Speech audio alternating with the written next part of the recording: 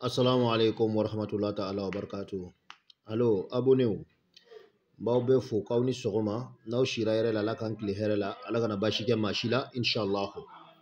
Abbal manke do face do dinche do ka kalanfa do ka kalande no e maître Badra Ali Badini di sabari kan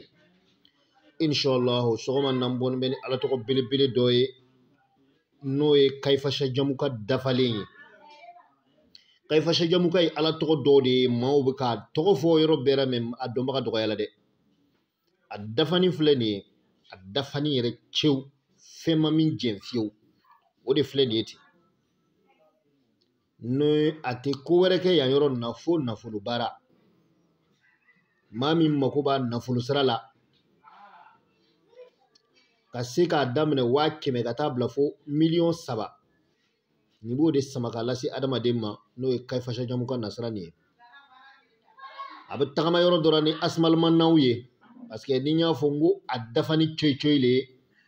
karamo denden do be to gerefe ko ha ko me ko asmal manaw ni zul radile ba foni yoron ma ko kayfa shajamuka zul radi lombaga ere amancha bele nta fati me amancha ni kayfa shajamuka zul radi dafani leti wala donc ni ti tagamani asmal manaw yede me asmal manaw fana lo o dafale me mbolo ana dua u bilibili ba antoma o be kuma chama ye ka tige ka jati ka nafulu tige papiera ka jati ka damne wake me kata se million saba wode ni kalande fagondo be olu fana bo sigi ko fere tintanti ko olu ba karaba ka bara ko mo yaye chogomina ni ya yete ka barati ibitwara ti waiti foi soralati anyenyi ni ka nyedo wala kana sebeli fleti ka wuli ka ti tonka kayfa shajamuka ti soma ala to shite soma mbe awlodenia akana nyina ay abonné nga chaîne kan na abonné na ay notification like na ay notification like ay video partager ni ala to ni abana partager sinile lundi lo